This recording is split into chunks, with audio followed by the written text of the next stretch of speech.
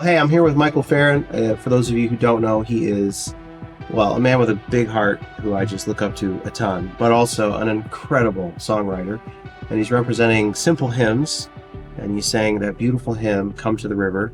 So we'll first explain what Simple Hymns is, and then I want to understand like this concept of rewriting this hymn and how that all worked. Well, I've known John and Steve for a long time, and it's just, I think, simple hymns. It comes from a simple place and a simple heart of just trying to provide hymns for the church to sing in a very honest and, theologically correct and beautifully sung. But I just find it a very pure pursuit and passion to put that kind of stuff in front of the church to sing. So, in particular, these songs and how they've come about, it's been pretty beautiful to watch how that's been curated. So. Yeah. So this song, Come to the River, and then in parentheses it says River of Life. So explain this concept. You were presented with an old hymn. Mm-hmm. So Fanny Crosby, there were a number of lyrics that were, I guess, discovered and put in front of, a handful of us had the privilege of getting to kind of dig through those. And I've told people, I dug through, I don't know how many pages of these lyrics from her, and I would laugh because some of them are just so wonderfully hilarious now in the new, in the old English versus now and things lost in translation. Sure. So you would laugh at some lines and go, that'll never work now. And then the next minute you would be weeping because of the passion, the heart, the genius of the gospel that she would wrangle into these lyrics. And so we were given the opportunity to dive into that and create new works out of those, inspired by what we were looking on the page from, a saint. So, That's fantastic. Yeah. So she wrote what, 2000 or something like something that? like that. Some crazy number. Yeah. Now, I know you write a lot of songs. Are you up to 2000?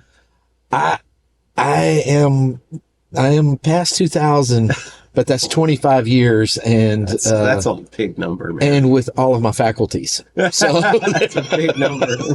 there's that. So That's a big number. Okay, so I gathered some stats, and so from some of our recent articles, we did this series called Worship in the Average Church, and it was quite eye-opening to a lot of our audience in terms of what was actually being sung on a Sunday morning. So one of the stats that blows everybody away says 69% of churches still use hymnals.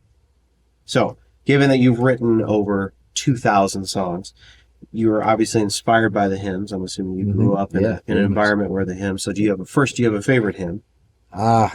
That's a hard one. Okay. I mean, favorites, groupings, a few that come to mind. Good Lord, great is thy faithfulness probably is the one that will forever put me on the floor. And I've sung that one in the middle of the night 100 times. Right on. When I need it the most.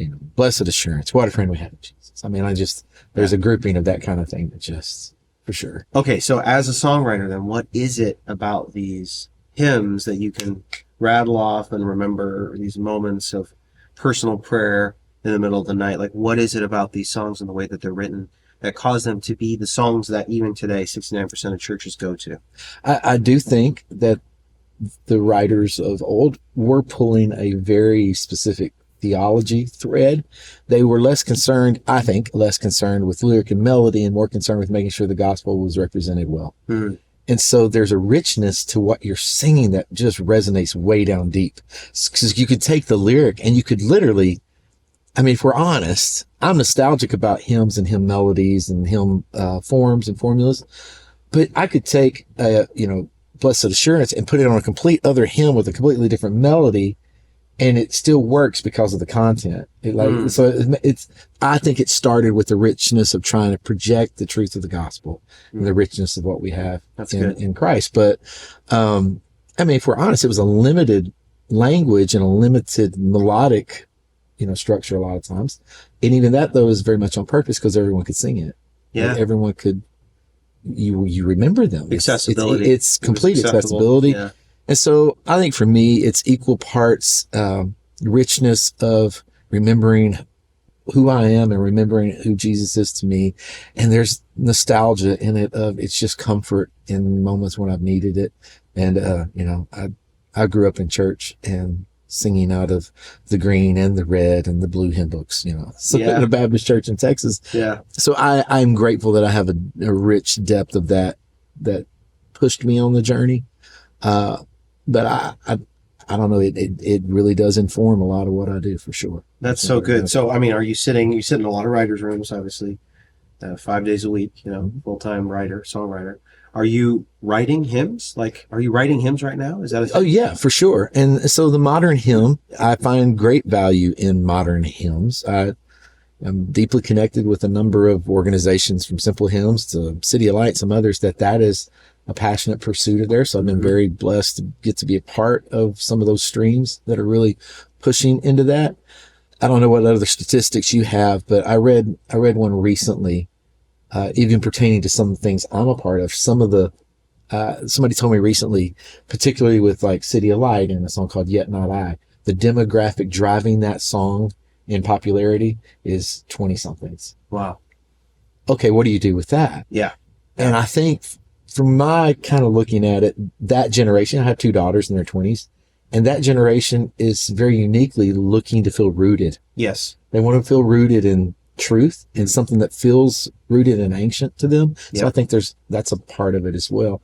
And I don't know. I was surprised when they told me that. I was like, oh, hang on, wait, the demographic driving a modern hymn up a CCLI chart or whatever is not my mom. It's my daughters. Yeah. So it's both refreshing and eye-opening. It's like there's a hunger and a need to be attached to something that makes you feel the truth of what we believe. No, I can see that too. And a lot of the people that we talked to and the interviews that we're able to be a part of, we interviewed Taya. She was talking about her recent album and how much liturgical prayers and liturgical worship have influenced the songs that she put on her album. So I think you're absolutely right. There's some sort of a trend with this younger generation, Gen Zers, looking for that authenticity, that rootedness that makes them feel like, no, this faith isn't 5 minutes old, as Chris Tomlin said to us, It's rooted in thousands of years of earthly history and then, of course, forever history in terms of, God the Father. So that's pretty cool. All right, here's another one. 47% of churches still use an organ. Are you writing organ music right now? If not, why not? Well, funny enough, and I'm probably going to hell for this, I recently acquired a Hammond B3 out of an old Pentecostal church in my hometown in Texas because they upgraded to a Nord. Heaven help us. So I'm not currently writing organ music, but I'm prepared. Yeah.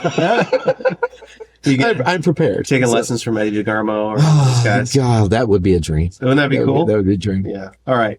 So this is a cool question to ask a guy like you. So as a Christian, obviously, how much of your faith, well, let me rephrase this. You are a songwriter, obviously, for worship music, but you also are a songwriter for country music. Mm-hmm. And do you do pop songwriting as well? Along the way, yeah. Okay, cool. So you do a lot of different genres. So how much of your faith is influencing those different genres? Absolutely influences you can't turn that off. Like sure. my dad, who's an amazing man, and I grew up a Baptist preacher's kid, and he always had this saying. He said, "Follow the fruit." In someone's life. If somebody tells you they had an experience or whatever, he's like, you don't have to argue theology with them. Just follow the fruit. And if it sustains, long term, then it was real and authentic. And all I can tell you is, from childhood to now, I am deeply shaped and influenced by the gospel in my life from then till now. So it doesn't matter what I write now or where I play, because quite frankly, I play in more writers' rounds now than I do church platforms. I play in a lot of writers' rounds in a bar, and all of a sudden I'm watching. We're going to cut that out. Yeah. We're going to cut that piece. And I'm watching people respond, and I'm sitting, with 3 other writers, and I'm singing country songs, but it's songs that have this tinge of faith in them. And I watch people respond so very differently in those settings. Mm-hmm. So you can't turn it off. And it's not because I'm awesome. It's because the spirit inside of me bears witness with the truth coming out. So it doesn't matter what I write. There's going to be this taste of the gospel. It's just deeply shaped who I am. So, well, you're pretty awesome, but that's a good answer. So, all right. So 2 more questions. First question is and I love to ask this question of songwriters, what is the Spirit putting on your heart right now in terms of our culture that you are writing about, that you're kind of reacting to or seeing, or maybe he's planting a seed about something that's coming that you're writing about, putting in your songs? I think prophetically there's things swimming around all the time. And I've said for years that I think genuine worship writers are by nature prophetic, because they are if they're really following the move of the Spirit in an ever advancing kingdom, that means God's going to be giving them songs we need around the corner. Yeah. So that's definitely a part of just the flow of this. But for me personally right now, in the last season of my life, I find myself leaning into a demographic I was not surrounded by for a lot of years as a church staff guy or the worship guy, you know, and I find myself now writing and crafting songs that are very plain. There's not a lot of, I'm using less and less the language of the church in songs now. And I'm finding myself very intentionally trying to wrap the gospel in very plain language, because quite frankly, in this season of my life, I'm surrounded by a lot of people who don't even understand our church vocabulary. So I find I'm writing much more plain, call it on the nose, if you will. You know, where, the Spirit of the Lord and his presence is here in the room with us. Jesus is here and he wants to talk to you. Like that's, you know, it's the extra, but that to say it in a way that a guy who doesn't know my language for all my whole life goes, oh, really? Really? And so I find myself pushing into a conversational style of writing, but it's still worshipful, but it's very conversational. I hope it's inviting to a listener that's not accustomed to, Christianese or whatever. And I hope as well that it's a bit jarring to those who are used to church language and makes them re-engage differently again, because we can become a little numb to our rhetoric along the way. And so for me, I have found a freshness in just becoming a conversational writer about the same stuff I've always written about. So that's kind of where I'm at for this season anyway. That's great, man. All right, last question. May seem like a silly one, but I don't think it actually is, if you think about it. Chat GPT, Bard, some of the new AI tools are out there, and we've been writing about that. As a songwriter, have you ever referenced those tools? Absolutely not. I will say I have zero fear of that. I have a lot of friends who are quite frankly terrified. And I just, maybe it's sheer stubbornness or arrogance, I don't know. Yeah. But I have this deep sense that something without a soul is never going to be able to compete with the passion and emotion of somebody who's lived an experience. And I think that it will have its moment, but what it will inevitably serve to do is make real songwriters have to come forward. Hey. I think people are going to become enamored, if you will, with, okay, well, what does a real songwriter do then? I think it's going to be a spotlight. I'm not scared of it at all. I've messed with it one time and I did it. You asked what you thought was a silly question. So I'll tell you the silly one response I had to AI, which was only about a month ago, sitting on my back deck with my wife, downloaded Chat GPT and asked it to write a country song about blah, blah, blah, blah subject. And I watched it do what all my friends said it would do. And I looked at it and went, that is trash. And it took you 90 seconds. And I had my wife time me. And I took the same topic and without stopping wrote in 90 seconds something much better than it spit out in 90 seconds. And that's not me going, I'm awesome. No, it's just that a real songwriter, as someone who's worked their life to put craft into this thing, there should be no fear. Like I just don't, and maybe I'm dumb. Maybe it's going to take over but I just think people are going to always respond soul to soul, spirit to spirit. And I think it might serve along the way. Maybe it becomes a great resource. Maybe guys who can use it wisely.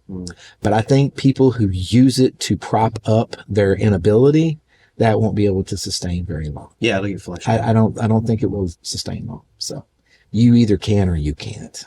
Right on. And so you can fake it for a little while, but you get put in front of a crowd and they put you on the spot and say, write a song about this, and AI is not going to help you. Let's see how well you do. Yeah. So yeah, right. That's kind of where that sounded like a little gunslinger in there. I mean, it really is. I mean, I'm unabashed. I'm like, bring it on. I'm like, okay, whatever. So, and you know what else I have to thank for that is my long history in being a worship leader. Yeah. Standing on stages, being sensitive to move very quickly and to sing out very quickly what I believe the Lord is wanting to say in a room. It's made me kind of fearless in any other thing I write. So bring on AI. I don't care. So I'm not scared. Well, that's actually a great encouragement. It should be a good encouragement for all the young songwriters out there who have been asking questions about that. So thank you. Well, so Michael Farren for Simple Hymns, representing Song Discovery, Michael Farren on Song Discovery, representing Simple Hymns, Figure Out Where I Am.